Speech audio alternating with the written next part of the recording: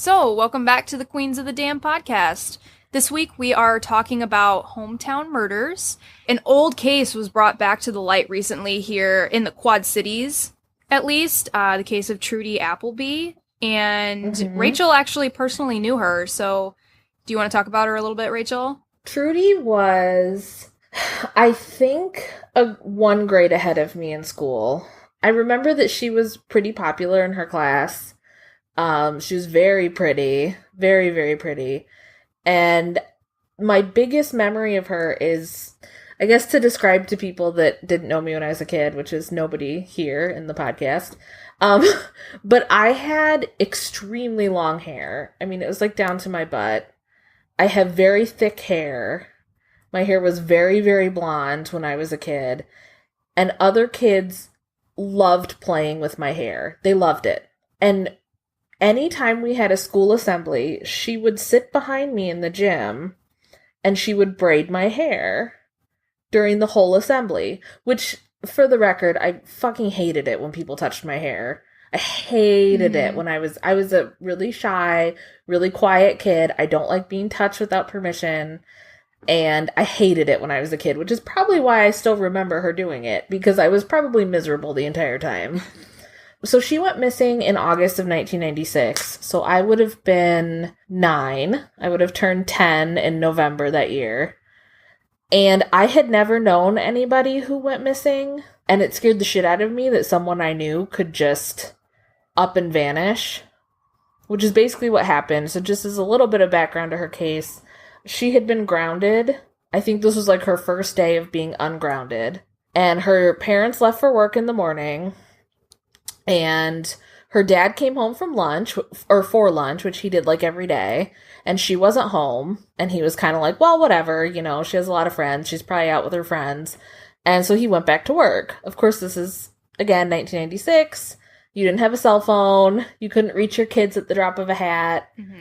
People, of course, knew. This was way after the kids on the milk carton and everything. So people knew about, you know, stranger danger and your kid being kidnapped, but it wasn't as prevalent as it is now, I guess.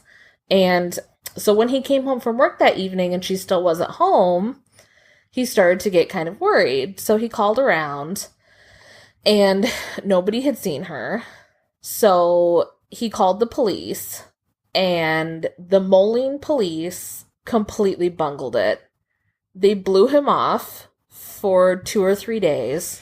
They basically said, oh, you know, she had just been grounded. She probably ran away, or she is at a friend's house and, you know, just hasn't called you. Like, just don't worry about it. And then when they finally realized she was missing, it was too late. I mean, I remember my friend's mom telling me, you know, they had brought in the scent dogs to her house, but at that point she'd been gone for days. Yeah. They couldn't pick anything up. Well, don't they say the first 24 hours are the most crucial after a kid disappears? I think the first 24 to 48 hours, yeah. And this is what they did back then. They would dismiss everything as a runaway case. And then, you know, they had no evidence when it was finally turned over to a missing persons case. Well, exactly. And so pretty much the only evidence they ever found was a neighbor who had been home during the day, saw Trudy come outside, and she had, like, her bathing suit and, like, her beach towel with her, and she gets into a car that has pulled into her driveway by her own volition. So clearly this is someone that she knew. And the man driving the car, they said they thought was in his 20s, and she was 11. So they thought the man was in his 20s, and he had curly hair, and she gets in the car, and they drive away, and that's it. Nothing else. No one's ever seen her again. There has been no evidence that has ever turned up about who the car belonged to, about people remembering seeing the car that day. I mean, I think it was just like there was nothing remarkable about the car. I think it was just like a sedan. So no one would ever have remembered seeing it. And that was it. That's the whole story. She just vanished into thin air one day. And There was always a theory that she was buried at either Black Hawk State Historic Site in Rock Island or Campbell's Island. Mm-hmm. As you guys said, they finally named a suspect who is dead, so I'm not really sure what can ever be done about it. My guess is nothing will ever come of it. Yeah, and I don't remember how he would have known Trudy. Do you remember? I think he was like a friend of her father's. Okay. And they don't think he was the one driving the car because he would have been older. Okay. I think they think it was his like nephew or something that had picked her up. Apparently she was banned from going swimming in like the lake on Campbell's Island. But her parents think she took her bathing suit. She probably just went behind their backs to go swimming with this family friend. And I think they think it was the nephew that picked her up. But then for whatever reason, I'm not really sure why, they think it was the uncle that killed her. Mm-hmm. Though the police have not said why they think that. No. And that's weird because he's dead. So why wouldn't they? Right.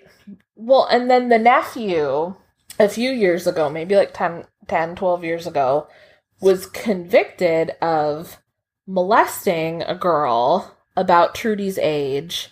So he was only convicted about like 10 years ago, but the molestation happened in like 1996 or 1997, so around the time that she went missing. Oh, geez. My theory has always been they took her out to Campbell's Island. Maybe something funny was going on. It was she probably accidentally died, because clearly he didn't kill this other girl that he molested. Yeah. So my guess is she accidentally died, and... Well, I've never been to Campbell's Island, but I almost wonder if it was like an accidental drowning or something like that. Exactly, something like that. Because the Mississippi is bad. It's worse than a lot of people think. Mm-hmm. Once you get in that water and the undertow has you, I mean... Oh, yeah. It's bad. Yeah, it is. And that's what I've always kind of thought happened, is that it was an accident. If the nephew did do something, or if the uncle did something, clearly they didn't kill this other girl who was also molested.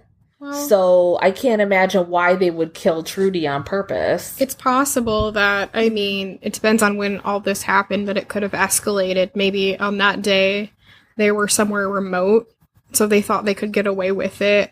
Or maybe she was pretty strong-willed and they thought she was going to tell. Yeah, I mean, and all that is, I mean, that's definitely possible also, is that she said she was going to tell and they panicked and they killed her.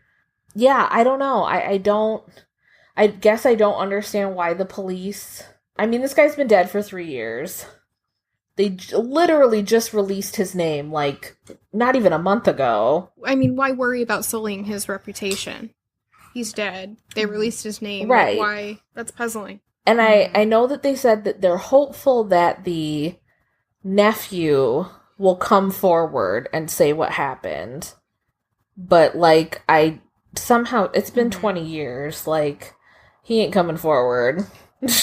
I mean, even if he comes forward and says he wasn't involved, like, he's not coming forward. And this always does also lead me to questions of publicly accusing somebody like the police did, where clearly they don't have at least any proof that they're willing to make public. Because what if this guy did do it? And now they're dragging his name through... that just always, on some level, bothers me. Even if, you know, in this case, he probably did. But on some level, that always bothers me. Of like, but then what if they really weren't involved? They should at least explain, you know. Right. Here's why. Well, and I think that someone on Campbell's Island remembers seeing... the nephew, or maybe, no, remember seeing the guy who they think did it. I think his name is Bill. Like Bill Smith or something like that. Yeah, he's William, but he goes by Ed. Oh, that's right. He goes by Ed, which is bizarre. I know. But, okay, maybe it's his middle name. I don't know. But he says that they remember seeing him with a girl who was about Trudy's age around that time, like around that time frame. it's not clear, like, if this witness just came forward, which, like, why would you just remember this now 20 years later? Or if this is evidence that's been around for 20 years, in which case it almost seems like nothing was done with it. It's a bizarre case that I don't think will ever be solved. I don't think, we're never going to know what happened. This is wild speculation, but it's her birthday. Recording this on September 4th. And they have a balloon release every year. And every year, more posters go up in the Quad Cities.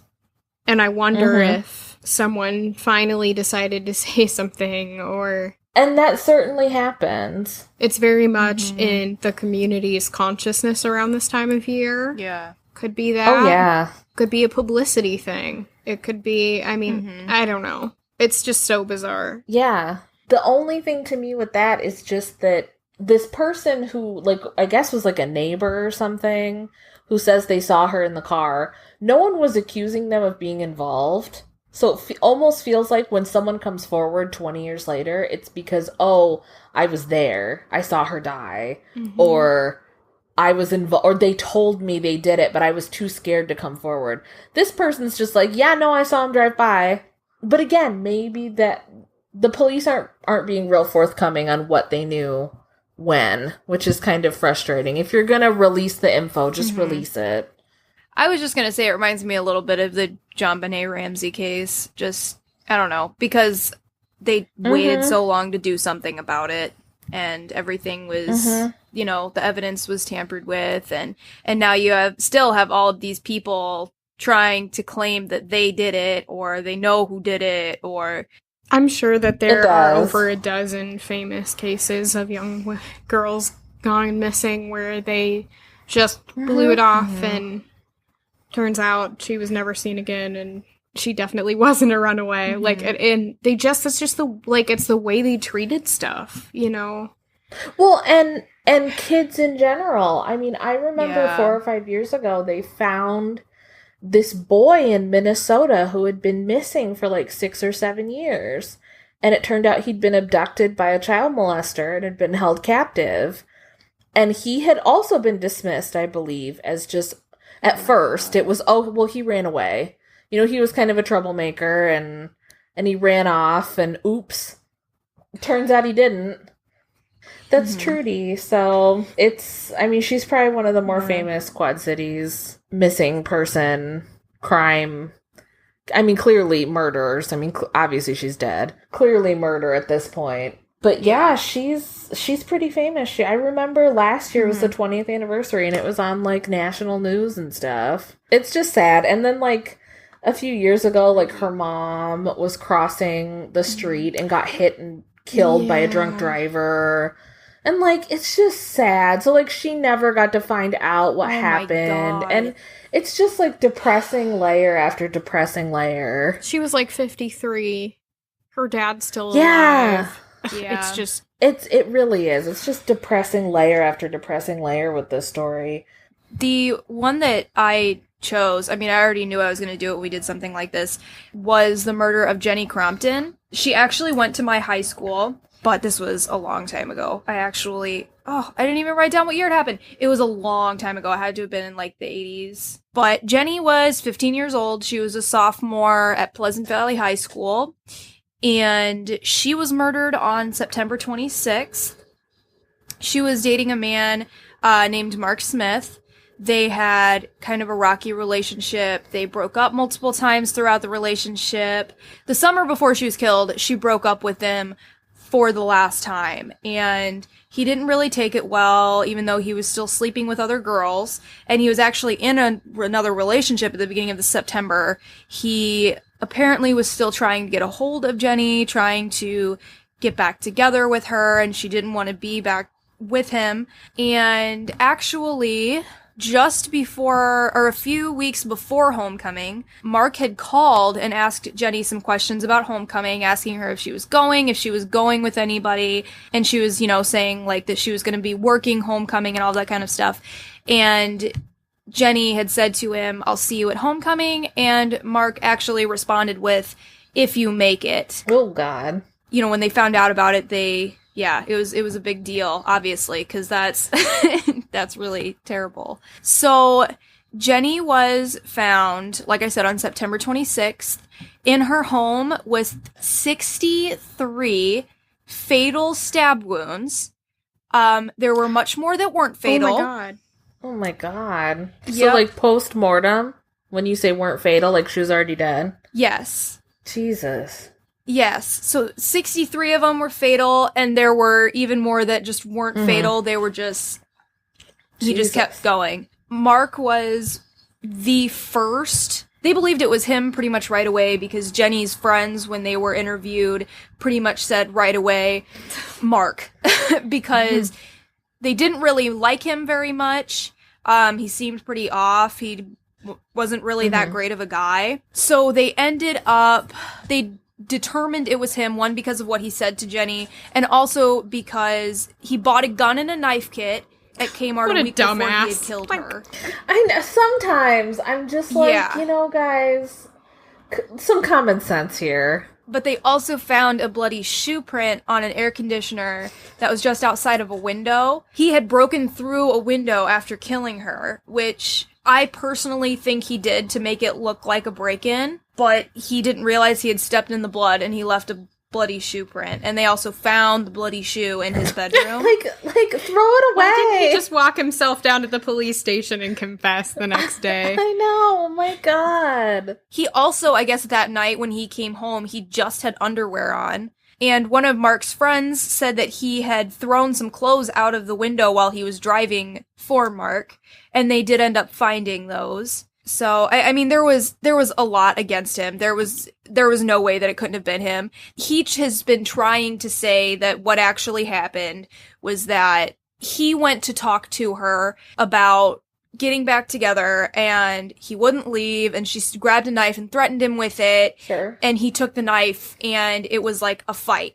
Well, the evidence indicates that it was premeditated because, one, there was mail thrown all over the floor, as if she was surprised from behind, and her body was found near the mail. So, if she knew he was there, if she opened the door and knew he was there, there'd be no reason for the mail to be all over the floor. So, he was most likely already in the house, waiting for her to come home and to kill her. Mark was 17 at the time, and he turned 18 on the day that he was arrested. Happy birthday! And he was sentenced to life without parole. But he has had one hell of a time in prison, though. He has gone up for parole multiple times because he has claimed cruel and unusual punishment, and that is because he has had serious problems with being raped in prison. He's been moved so many times. He's been in maximum security, minimum security. He has had surgery because of basically the torture that he's been through in prison. Right now, he is in Iowa City at the Iowa Medical and Classification Center, which is minimum security. I personally think it's either because of mental health problems that already existed, or it could also be PTSD from all the problems he's had in prison. That's pretty much it. I mean, people still talk about this case today. It's not one of those huge cases that, you know, gets like national attention. I don't think it got national attention as far as I know, but I would say it's pretty gruesome and pretty fucked up. The whole story itself is, especially the fact that she was stabbed over 63 times. I mean, it's just insane. Well, and that definitely just to me, like, automatically shoots the self-defense, I guess, that he used. Like, out of the water. Like, if someone is fighting with you and they're coming after you with a knife and you wrestle the knife away and accidentally stab them, you accidentally stab them one time. You don't stab them an additional... or you even intentionally stab them. You don't stab them an additional 62 times just to make sure that, like, they're dead. I mean... Or if that was the... Plus more after they're dead. Plus, then to stage, like you said, trying to stage a break-in... And if you accidentally stab somebody, for real, in self-defense, like, why wouldn't you call the cops? Like, not that I trust the police, really, but I'm trying to say that nicely, but But why wouldn't you, like, try and do something to help them? Call 911, call an ambulance. I'm not trying to Right. defend this guy, but a lot of times Right. people who have committed murders have called 911 saying that it was self-defense. And then they find it out later. So I guess, like, if somebody, I don't know, like, if somebody accidentally dies around you, and it's not this sort of case, but, like, oh, you're at a party and somebody overdosed on drugs and you don't want to be caught with drugs, like I kind of understand why people cover up the murder. Oh, I totally understand. But, I mean, I don't think it's right. I think the first inclination would Exactly. be to call someone If I accidentally in that stabbed somebody situation. and they were bleeding to death in front of me, I don't think I could just leave. I don't think I could just be like, damn, Right. I can't go to jail and go. Like, I feel Yeah. like I would have to help them. Yeah. But again, I mean, clearly his story was bullshit, but it's just depressing all around because I find what happened to him in prison to be extremely sad and depressing. I mean, It is, yeah. horrible. That shouldn't happen to anybody. Nobody deserves that. Yeah. It's a hard case because it's one of those things where you think to yourself, like, she was a 15-year-old girl, and this was entirely premeditated. And you want to say, you know, screw that guy, he gets the worst punishment, but then you realize he is and has been getting the worst punishment he could get, and it's just... It's a bigger cultural problem that causes all of this. The guy who feels like he's being rejected by the girlfriend and murders her, and then the men who have to assert dominance by rape in prison. I mean, it's all an overarching cultural problem. It all stems from the same place. So the thing we need to fix is that big thing and not the little things that resolve. Right. Well, and then the cultural issue of, I know a good number of people who, if you told them, you know, oh, this guy brutally murdered his girlfriend, and now he's being so severely raped in prison that he has to be hospitalized, they'd be like, oh, well, that's what he gets. Don't drop the soap. Oh, yeah. Ha, ha, ha, ha. Like, that's not funny. No, yeah, that's more common than a lot of people think. I mean, I have somebody that's on my friends list on Facebook that I have many times wanted to unfriend because he does stuff like that, you know? He says stuff like that all the time, and he's like, haha, they totally deserve it. And it's like, I can't wait for some guy named Bubba to make you his girlfriend. Like, that's not funny. That's gross. Yeah, And nobody deserves that. I mean, no matter what horrible thing you've done. Like, don't you want to be better than that person? Yeah. That's what always gets me. This person has done a horrible thing. And don't you want to be better than them? Yeah. And not celebrate a horrible thing happening to them? But I guess not. I guess the answer is a firm no. Right. I think one of the big things about this case, too, is the fact that he was tried as an adult because he had turned 18 the day he was arrested. Without parole. I mean, life without parole. I wonder, that's so interesting. That's pretty heavy. Because this is going to come into play in my story that I'm going to be telling. But the Supreme Court, I want to say, like, maybe in, like, 2015, 2014, made a ruling that if you were a minor when you committed a crime, you cannot be sentenced to life without parole because that's cruel and unusual punishment. Yeah, when he was at parole, that is what he claimed. He claimed that it was cruel and unusual punishment. Because he was Didn't give 18 it to him. when he was tried. I don't know. At the same time, I don't want someone who stabbed their girlfriend over 63 times to be walking around in the world no matter how old they were when they did it. I mean, I think of it as he was still a child, and it's a question of can these problems be solved? Right. I mean, when you're as young as he is, I mean, could they have had him in prison and helped him, and then he could become a functional member of society? But instead, they locked him away and didn't give him any sort of opportunity. I think that's a depressing Which I think life. was the argument in front of the Supreme Court, is that the point of the criminal justice system, of course, this is not what actually happens in the criminal justice system, but the point of it is supposed to be rehabilitation. You are supposed to serve your sentence and come out and be able to be a productive member of society.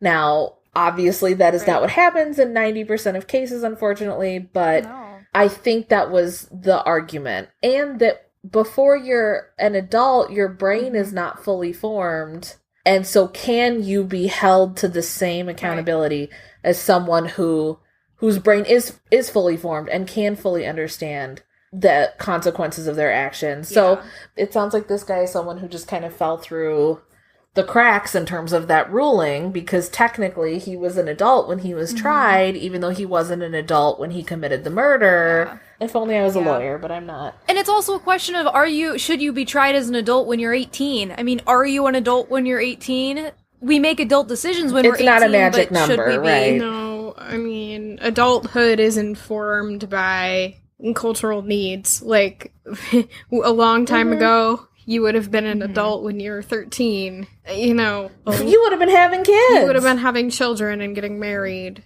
Yeah. So the jail system has pretty much just become a way for people to carry out their personal vendettas. It is no longer about helping people, like you said. It's about that person made me mad, and they have to pay for it. Or they didn't follow the rules, so they have to pay for it. And I think a lot of the times we forget that they are people. And I'm not going to sit here and say, like, I don't act that way. Sure, everybody does. That's human nature to want revenge. I mean, that's perfectly natural. Right. There are certain people that I don't want them walking around outside by me. And I know people who shouldn't be. And I know people who I don't think can be rehabilitated. But I think it's the job of a psychiatrist and of a psychologist to assess that. It's not my job because I'm not an expert on it. I very heartily want this to happen because I don't want people who are never going to get better and are never going to change walking outside on the same sidewalk that I'm walking on. I just don't want it. And, you know, like, exactly. I understand that there are many people who go into the justice system who are being misused and aren't being rehabilitated like we're supposed to and are just being treated like dogs. And that's awful. But I don't know. I just, we need to come up with a better way of figuring these things out before the people get out and they do more horrific things to people. But here's the thing. For a while, we were sending a lot of people to mental health institutes and getting people help. But then people started freaking out and thinking that these people were getting off easy. And I want to dispel that right away, because if somebody goes to a mental health institute rather than going to prison, on average, they spend 8 years longer at a mental health institute than they do in prison. And when they leave, they are less likely to ever break laws or be picked up again. But instead, what we did was we made it harder for people to go to mental health institutes when they are being tried, and we created the guilty but mentally ill, which basically just means that they get sent to prison, but they're supposed to get mental health help while they're in prison. But guess what? They don't get it because it's not enforced. Well, it's not funded. Yeah. So these people aren't getting any help. You're just...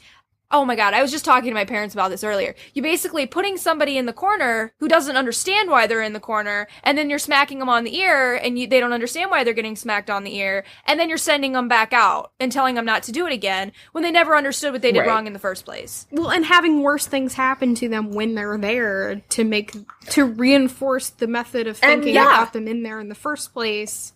It just doesn't make any sense. Yeah. And not just abuse by former prisoners, but abuse by guards. I mean, solitary confinement is horrific. I mean, that should be illegal. It's horrifying what happens to people. I mean, people lose their minds in solitary confinement. They lose their minds. Yeah. It's a shit show. The criminal justice system is just fucked, man. It is. It's really messed up. Yeah. Well, and I found out recently that on average, America houses the most prisoners. Oh, yeah, we definitely do. We have the highest return rate to prison as well. So that doesn't tell you we're doing something wrong, then I don't know what will. I mean, what is it? Like 60% of people reoffend or something like that? It's just... no, the criminal justice system here is just fucked. Yeah. And it's been bad since we started, and it will be bad until America's no more, probably, so... I'm not going to tell you a story that's going to make you any happier, but... Well, at least you have someone who we are not going to feel sorry for. No, I do not feel sorry for this piece of shit at all. Okay, so I did the Clint murder. It's a pretty nationally known murder. There was a book called Dead Water, The Clint Affair, written about it. So on March 18th, 1983, Mary Ann Roth, who is Joyce Clint's friend. Joyce is James Clint's wife. Marianne goes to the police because Joyce hasn't shown up for lunch plans they were supposed to have at 10 a.m. And her husband, James, had called her and said, like, Joyce isn't going to make it because we decided we're going to get a divorce and we had a fight. So Marianne's like, this is just bullshit. So she goes to the police and she tells the police that Joyce was trying to keep this marriage together because they had a son, and she wanted it to work out. And then Marianne turns over a tape that Joyce was planning to use as evidence in case of a divorce. And on the tape, Joyce accuses him of skimming money from his chiropractic business. And he said that and this is a direct quote from, there's a show, Written in Bone, that the case was discussed on, and I got most of this from it. So he said that if she ever exposed him, he would put her head under the pillow, smother her, and then cut her up into little pieces. This is so specific. God. Let's talk about how the police handle this and stuff, because it's reminding me of like the Trudy Appleby thing, but it's just in sort of different ways of mishandling the case. So police are used to hearing such violent threats from people facing divorce, so they don't consider it serious evidence of foul play. And was this in Davenport? Yeah. I don't know if it was in in Clinton and then evidence wound up in Davenport. Okay. But it was definitely in Iowa. It was in Iowa. So, of course, they go, oh, she just bailed on her kid in her marriage. They thought she just left town. Who just leaves their kid behind? Okay, especially after her best friend has just said she's trying to keep this marriage together because of the child. Right. So, unfortunately, the next day, Joyce's car is discovered at the airport. So they think, of course, she bailed. There were no signs of a struggle. They actually went into the car and they looked for evidence as far as they could at that time. Because remember, it's 1983 and they don't have DNA evidence or anything. And so the only reason they keep investigating this is her friends keep insisting that she would not do this. And so James, the husband, accuses her of leaving town and also accuses her of stealing $4,000 that was his to do it. His alibi was confirmed. That day he said, they had a fight. He went out on his boat, blew off some steam, came back, and Joyce was gone. Well, the alibi was confirmed, but there's a caveat. This lady, who's a restaurant manager, saw him loading filled trash bags onto his boat. This guy, James Clint, was a well-known sleazeball. Like, he was skimming money off of his business. He was a philanderer, a huge drinker, and he was actually having an affair with one of his patients. So, the day that Joyce goes missing, he goes to the patient he's having an affair with, and the patient, good for her, she gives the statement to the police that he came to her that day and said that Joyce is finally gone, she disappeared, and they can finally be together. People are so stupid. People who commit murders are so fucking dumb. This is a month later, and two fishermen found a torso floating in the Mississippi River, a couple of miles south of Davenport. They determined that this torso could have been in the water anywhere from 2 weeks to 4 months. And it was cut just above the navel and just below the tops of the thighs. There were cut marks in the bone that indicated wounds from a chainsaw that had a chain the width of 5/16 of an inch. So they send obviously it's Joyce, they send her remains off to Dr. Clyde Snow at University of Oklahoma because they can't convict without a positive identification. They're like, we know it's this guy, but we have to figure out that it's her. So for the technology of the day, this guy's a badass. So he could tell her age and height from her leg and hip bones, but this wasn't enough because there were so many other missing women who fit this profile. Actually, in the area, they narrowed it down to 4, one of which was Joyce, from 17 women in the same area who were missing. So they finally get a search warrant on this motherfucker, and they find the murder weapon. But they can't find a drop of blood on the chain of the chainsaw. But they did blood tests on the torso and tested that against the blood of Joyce's son and the blood of Joyce's parents, and those showed a match, so they knew it was Joyce. And so, based on this evidence, James gets sentenced to 50 years in prison. Well, he only serves 21 years of this sentence. The only pseudo-confession he ever made was in 1992 when he said he hit her in the head with a cue ball, but only after she had pointed a gun at him.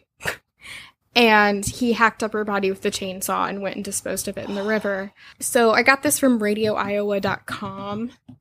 Marty Anderson, director of the Crime Victim Assistance Division of the Iowa Attorney General's Office, says the Clint case is an example of why sentencing laws were changed. Anderson says, when we see someone like Mr. Clint get out, we have to consider the context within which he was convicted. It was a different time. It was a different understanding of domestic abuse. I don't believe it would happen today that he would be getting out of prison after serving as little time as he has served. This is a man who killed his wife, had 2 trials, was convicted of second-degree murder in 84 and then in 92, after all of that time of proclaiming his innocence, finally confessed that he'd done it. This is a man who is manipulating the system as much as he had probably manipulated his wife. How was he convicted of second-degree murder? I mean, a lot of the times I think they go for second-degree murder unless they can really prove that it was premeditated. Mm-hmm. Well, so for example, look at, like, Casey Anthony. Mm-hmm. I think it was a huge mistake for them to go for first-degree murder because they couldn't even prove how she died. Yeah. Let alone that it was premeditated. Yeah. So I think you run the risk of them getting off if you go too far with the charges. Yeah. So it's better to get them on second-degree murder than nothing. This is the problem with this case, is there is no evidence. There is Doris's torso. Right. The rest of her never showed up. Never. Didn't they search the Mississippi at all? They searched it as much as they possibly could. Well, yeah, but it's huge. and like you said, the undertow is so fast. Yes. The same we were talking with Trudy Appleby, I was thinking about this. It's just, she could be out in the ocean by Gulf now. of Mexico. Yeah. Right. So this person maintains that if he were tried today, he probably would have gotten a life sentence without a chance of parole, which I fucking hope so, but I really doubt. I doubt the certainty of that because we see so many things today that the sentencing is just messed up. So this is what happened to him after he got out of prison. He had several more convictions, and they were mostly for, like, drugs. This is all I could find. But in 2010, he died from a fall, and that's all. The fuck does that mean? He had a fall when he was 60-something, and they just said they took him to Genesis West, and he was, I think, pronounced dead on arrival. I'm not sure. But I really wish I could get the details of that, but I just don't have any. And the story that I got here, it was all from, like, thank God there was this forensic special on it, because there's really not a lot of details on the internet about this murder. Which is so weird because it's pretty famous. I mean, like you said, it's a pretty big... I mean, I think it made national news at the time. It did, and there was that book, and, I didn't have time to read the book. I really would like to, but I thought, no, I'll be able to find plenty of details, but it was really difficult. I kind of had to piece some things together from various QC Times articles. The Written in Bone special was really what I got most of my stuff from, so... I just remember him getting arrested for, like, crack possession, like, a whole bunch of times after he got out. Yeah. That's all I really remember.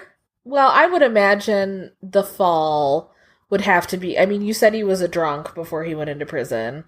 So I would imagine that the fall would have to have been drug or alcohol related. Fell down the stairs or something. Yeah. It could have been, but I'm almost going, like, there was just no detail on it. And I was like, did somebody, like, push him down the stairs? Or, like...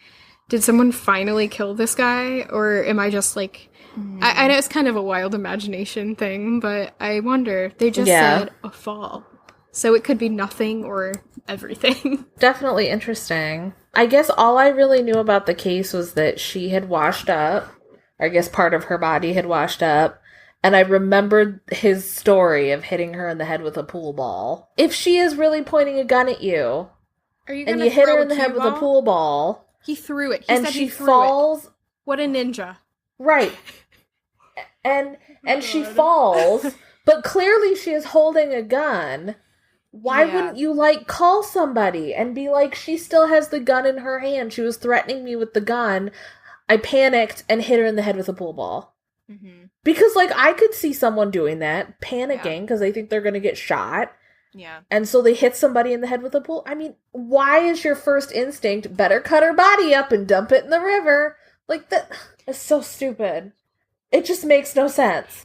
I wonder what happened to, and like, this has no bearing on anything, but I always wonder what happens to the son, like the kids in this situation, because now his mother is dead, murdered by his father is in prison, comes out and is a complete fucking continues to be a complete fucking loser. And so, like, what happened to the son? Like, I just always wonder. I assume he was raised by somebody's parents. I think he became a chiropractor in this case. Bart was their son. Derringer and Clint Chiropractic Center in... Oh, did he move? Is this a totally different person? No way. Okay, I have to figure this out. I just always wonder in these cases, because like I said, both parents are gone now. Mm-hmm. And clearly he was being raised in an abusive household. I mean, even if he wasn't being abused, he saw his mother being abused, which I think is just as bad. Okay, This is really weird. So after the murder, Bart, their son, went to live with his paternal grandparents, and I don't know where they lived. They were still in the Quad Cities, because I know that when Clint got out, he was living with his parents. There's a Dr. Bart J. Clint in Bardstown, Kentucky, who is a chiropractor. I wonder if it's the same guy. I think it's him. I think someone take a road trip and go book an appointment. Oh my god. Someone go. I really need an adjustment, honestly. Oh, this is awful, though. Like, yeah, I think he just moved out of town, and actually he picked up his father's... He is! Wait, yeah. I just looked it up. That can't be a coincidence. No, it's the same person. I'm looking at Clint's obit. And surviving are a son, Dr. Bart Clint, Bardstown, Kentucky. Yep, that's him. Oh my god. That's scary. Like, I don't even know what I would do. And also, his chiropractic clinic has 5 stars on Facebook. It does. Everyone says they're really great there. Wow. Well, good for him that he seems like a well-adjusted human being. Yeah, because that would just suck to have that happen to you. And you're so young, and you lose your only good parent, and then your other one's a murderer. So. Well, and again, not necessarily probably being raised in the most healthy of households. God, no. Right? Well, so that one had a nice little happy ending, that it seems like the son is a well-adjusted, happy, successful human being, so good for him. Okay, Rachel, you want to take it away with yours? I did the murder of Adrian Reynolds. This case definitely made national news. This case was probably one of the most covered true crime cases out of the Quad Cities. So I got most of my information from, 1, my memory, 2, the Dispatch, which is Moline's newspaper, for people that are listening that don't live in the Quad Cities. Also, there was an episode of Dateline about this murder. So I watched the episode of Dateline and then read the transcript also. I mean, this case was huge when it happened. I mean, it was on the cover of People magazine, which for our tiny community is pretty big. So just one other note, I guess, for people that are listening that don't live in the Quad Cities. There is a town called Moline. There's also a town called East Moline. East Moline is not a neighborhood in Moline, which I know some people are confused by that. And then also there's a couple other towns that are going to be mentioned. The Quad Cities is a metro area, but then it's surrounded by a lot of farm towns, and they're all pretty close to each other. So I just don't want people who are listening who are not familiar with the Quad Cities to feel like these people are driving for like 4 or 5 hours to get to these secluded areas. It's like 30 minutes. But in any case, I just don't want people to feel like, oh, these people were driving for like 3 or 4 hours to get to these remote destinations. It's really like 30 minutes. Yeah. Adrian was a 16-year-old girl. She moved to East Moline, Illinois in November 2004. She had been living in Texas with her mother, and I guess had been, getting into some trouble down there, just teenage rebellion, hanging with kind of a bad crowd. So her mom sent her to live with Adrian's biological father, I think, was not in the picture. Her mom had been married to this guy named Tony Reynolds from the time Adrian was very young, and he legally adopted Adrian. And then he and the birth mother ended up getting a divorce, but he was still, her father. So her birth mother sends Adrian to East Moline to live with her adoptive father and his wife, to kind of get her out of this environment. So she moves there in November 2004, and she immediately enrolls in Blackhawk College Outreach Center, which Blackhawk College is the community college in Moline. And the Outreach Center is for adult learners. And then it's also where the GED program is in Moline. She made friends really fast. By all accounts, she was a really nice girl. She was really outgoing. She was super pretty, I think. She had no trouble making friends, but she really wanted to join, as all teenagers do, kind of the popular clique. So the queen bee of the popular clique at the Outreach Center was this girl named Sarah Kolb. Sarah Kolb was also 16. A huge deal was made of this, which is why I'm bringing it up, but she was a juggalo. Everyone in this popular crowd was a juggalo. For people who don't know what that is, those are fans of, I feel like everyone in the Quad Cities knows because it's a huge culture there, but they're huge fans of the band Insane Clown Posse. They're wayward youths who have found something to latch onto. Most of them are probably perfectly nice people, but they have a reputation for being, drug addicts, big drinkers, troublemakers, people who commit a lot of crime, things like robberies, break-ins, that kind of thing. They dress in a very distinctive manner, we'll say. It's like punk goth. You have like the big pants. And, I don't even know how to describe it, but just Google Juggalo. Just Google it if you don't know what it is. I can just picture it in my mind. Yeah. I mean, yeah. Again, though, there are a lot of them in the Quad Cities area. There are a lot. This is a very popular, subculture in this area. So Sarah is a juggalo, as is everyone else in her group. Sarah has a boyfriend named Sean, and she used to date this other boy in their group named Corey Gregory. So Corey is 17 years old. I don't know how I keep ending up in these situations, but I knew Corey Gregory. We were at Moline High School at the same time. He was a year behind me. My locker in high school was located right next to the cafeteria, which was right by the pop machines, and that's where the juggalos would hang out. So I saw them constantly. I saw him constantly.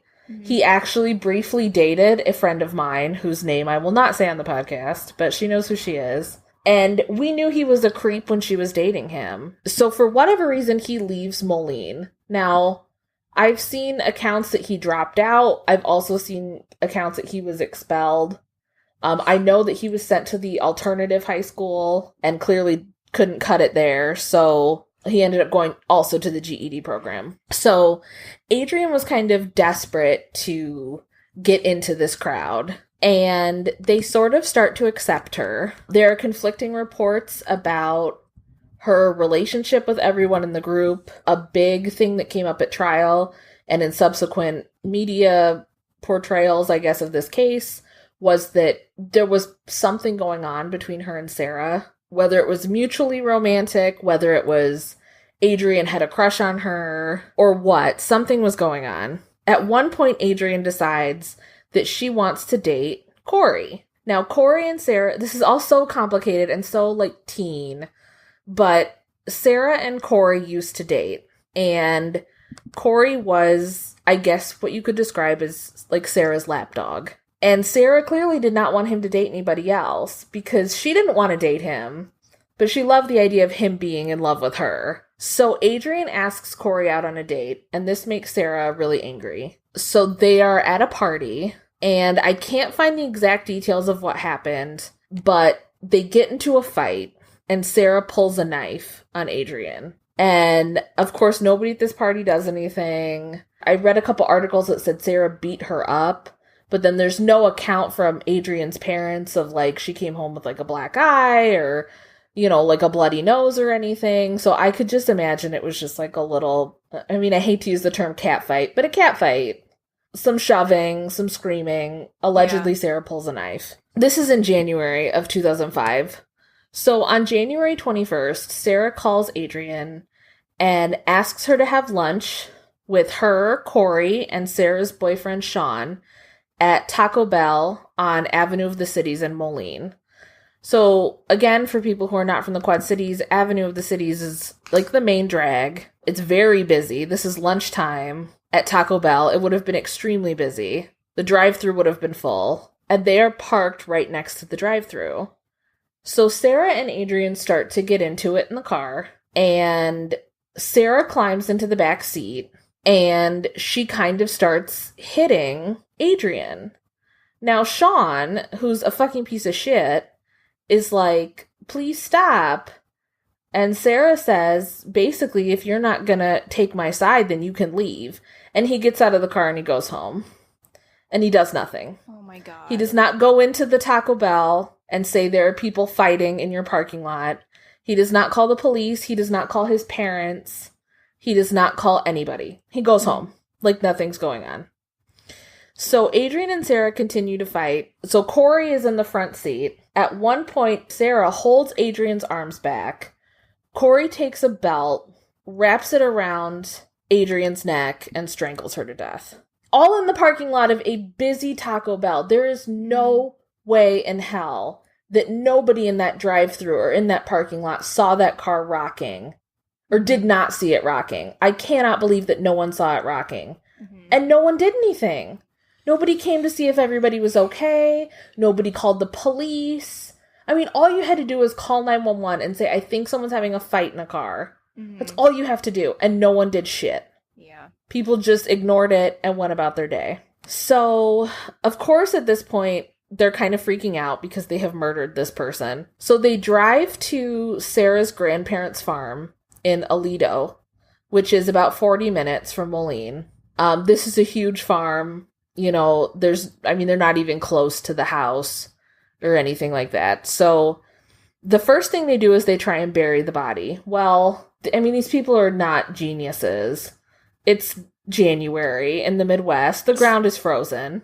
They cannot dig a hole for a body. Yeah. So then they decide, well, we're just going to burn her body. So they wrap her in a tarp. They pour some gas over her. They light her on fire. Of course the body does not burn. You cannot burn a body like that. Okay, so I mean, they're so hardcore, right? They should know how hot it has to be to burn a body. It's ridiculous. I mean, like a cremation oven is like tens of thousands of degrees. Like, you cannot just pour gas on somebody and light a match. Like, the body is, 75% water? Like, you can't just burn a body like that. So, of course she doesn't burn. So they're like, whatever, let's just go home and come back tomorrow. They go home and they leave the body on the farm. Again, this is a huge farm. There's no way the grandparents would ever have found this body. So it's not like the grandparents are stupid or trying to cover it up or anything like that. So the next day, January 22nd, is a Saturday. They call a mutual friend of theirs named Nate Gaudet, who is 16. And they're like, literally, Nate, we killed this girl. Come help us get rid of the body. So again, instead of doing what a sane, reasonable, good person would do, which would be to at least tell your fucking parents, if you're not willing to call the cops, tell your mom and dad. He's like, no problem. And so he brings a handsaw out to the farm, and they proceed to cut her up. Nate is the one who cuts her up. Sarah and Corey said on Dateline, they asked him, well, what were you doing? And he said, well, we were just talking. And the guy from Dateline was like, talking about what? And it was like dumb shit. They were like talking about music and like talking about movies. Like nothing's going on. Like there's not someone cutting up the body of the person that you just murdered right in front of you. He cuts off her arms and her head, and they load those into a garbage bag. And they put the garbage bag in the trunk of Sarah's car. The rest of the body, they cut her torso in half, and they wrap all of that into a tarp, and they dump it in a ravine on the farm, so like a really wooded area. So after they put the body in the trunk, they know they have to get rid of the head and arms, because that's what can be used to identify her, right? First, they stop at McDonald's for lunch, as I wish I was making this up. Like, this is horrifying. Yeah. Like, they claim that they were only smoking weed, but there is no way. They had to have been on some hardcore drugs. I mean, there is no way. Yeah. But they all stop at McDonald's. Corey remembered on Dateline that he got a double cheeseburger meal. This story makes me sick. Yeah. It's disgusting. They are sitting in a fucking McDonald's, and there is part of a dead girl's body in their trunk, and they're just eating lunch. Like, nothing is going on. They decide to take the body to Black Hawk State Historic Site, which prior to that and since has become even more, was a big place for juggalos to hang out.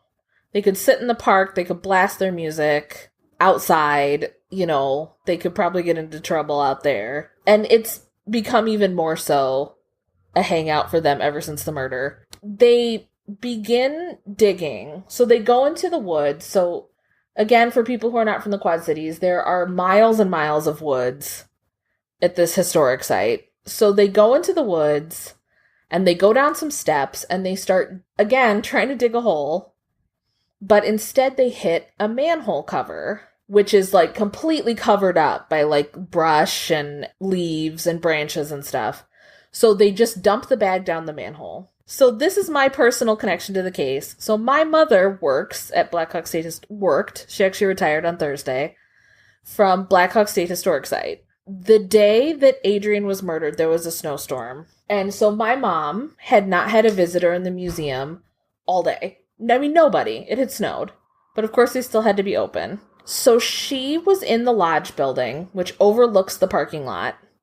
And she remembers looking out, and she saw their car while they were off dumping this body. She remembers thinking, gee, I wonder where those people are. Mm-hmm. Because, of course, like, who's out and about in the woods in the snow? And my mom used to love to take walks on her lunch break. So thank God she did not go down there on her lunch break and take a walk. These people had just murdered someone. Mm-hmm. They probably would have just murdered my mother. Once the court case comes around, my mom does end up having to testify in the court case because she saw the car. It was horrifying. Mm-hmm. She was very upset, you know, that someone would come to the park and dump somebody's body there. Adrian's parents end up reporting her missing after they find out that she didn't go to work that day and she never came home. So on January 25th, Corey's father calls the police and says, my son knows where Adrian is. Corey confesses to everything and leads police to Adrian's remains at Black Hawk. And the police have to call my mom's boss because, of course, these are Moline police, but this is state property. So they have to call my mom's boss out of bed at 2 a.m. to come down and basically supervise them pulling this body out of a manhole, which is horrifying for Scott.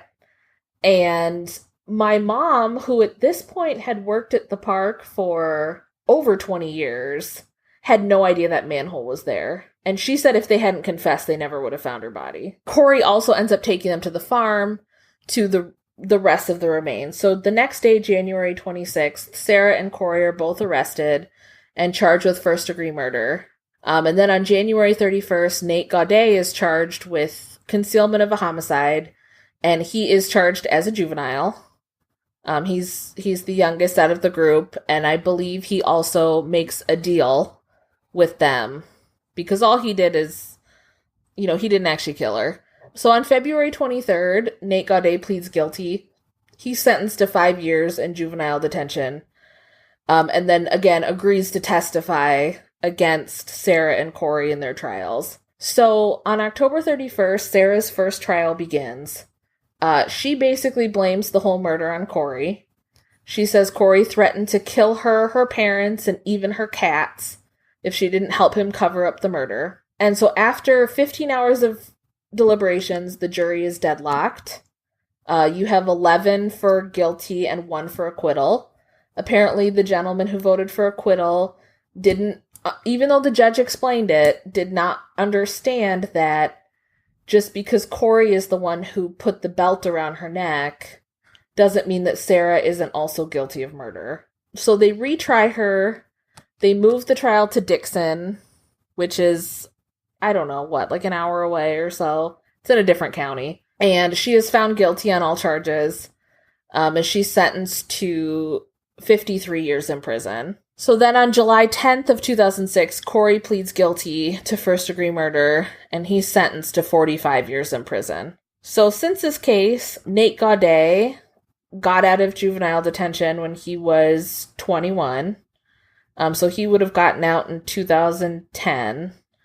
In 2012, he actually died. He was in a horrible car crash in Indianapolis. It sounds like he was kind of trying to turn his life around. So it's, again, someone who maybe the justice system did work for him, and he was trying to improve his life, and then unfortunately died. Sarah just seems to be serving her sentence.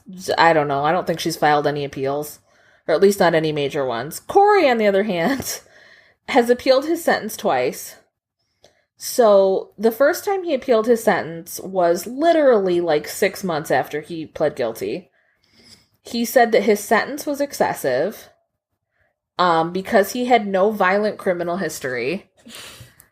And he had ineffective counsel, that he didn't understand the plea deal, that he described himself as basically illiterate, and he didn't understand how much time he was getting when he signed the plea deal. The judge basically wholly rejected that argument, said, I'm sorry that you didn't say you didn't understand, but you signed it.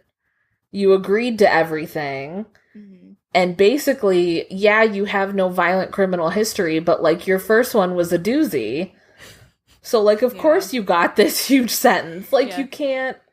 he didn't beat up some old lady for her purse. You killed someone and cut her up. Right.